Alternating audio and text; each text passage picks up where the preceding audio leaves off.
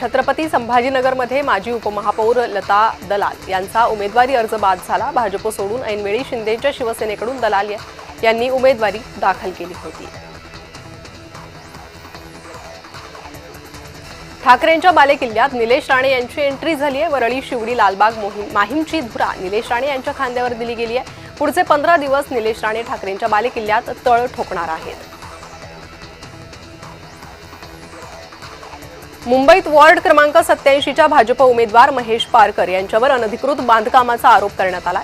त्यामुळे अपक्ष उमेदवार महेंद्र पवार यांनी पवारांचा अर्ज रद्द करण्याची मागणी केली आहे। छत्रपती संभाजीनगरमध्ये ठाकरे गटातील अंबादास दानवे विरुद्ध चंद्रकांत खैरे यांच्यातील संघर्ष उमेदवारीवरून उफाळून येण्याची शक्यता आहे। उमेदवारांची निवड करताना अंबादास दानवेंनी डावललं असा आरोप खैरेंनी केला।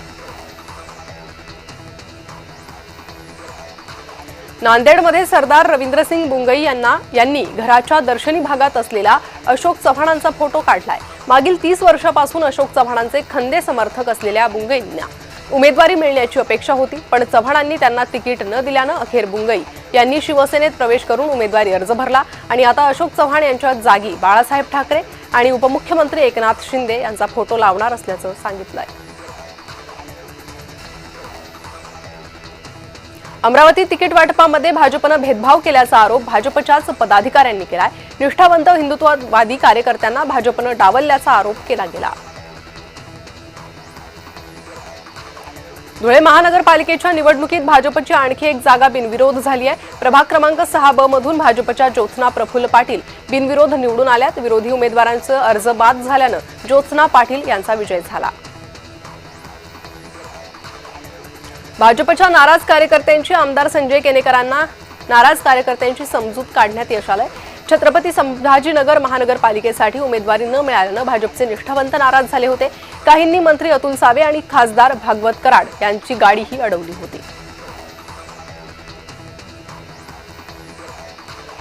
सोलापुरात ठाकरे गटाकडून उमेदवारी अर्ज दिलेल्या गणेश वानकरांनी भाजपमध्ये प्रवेश केलाय। ठाकरेंचे जिल्हा प्रमुख अजय दासरी यांनी मशाल चिन्हाचा एबी फॉर्म वानकरांना घरी जाऊन दिला होता आणि दुसऱ्याच दिवशी त्यांनी अचानक भाजपकडून अधिकृत उमेदवारी अर्ज दाखल केला।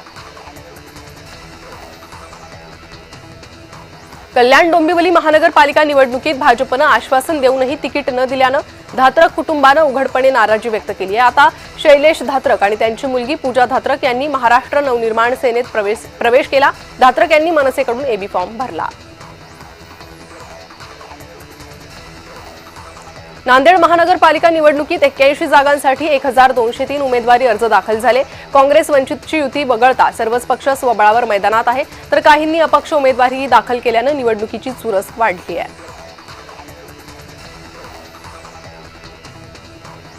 जानेवारी 2026ला पंतप्रधान मोदी मुंबईच्या दौऱ्यावर येणार आहेत। आचार्य रत्नसुंदर सुरीश्वर महाराजांच्या पुस्तक प्रकाशनाच्या अनावरणासाठी पंतप्रधान नरेंद्र मोदी येणार आहे। 11 जानेवारी रोजी पंतप्रधानांच्या हस्ते मुंबई प्रकाशनाचा कार्यक्रम सोहळा पार पडेल। मुंबईत बंडखोरी रोखण्यासाठी भाजपची हाय व्होल्टेज बैठक झाली। राष्ट्रीय सहसंघटन मंत्री शिवप्रकाश यांच्या प्रमुख उपस्थितीत बैठक झाली। नाराज कार्यकर्त्यांची बंडखोरी मोडून काढण्यासाठी जबाबदारी पक्षातील महत्त्वाच्या नेत्यांवर दिली आहे।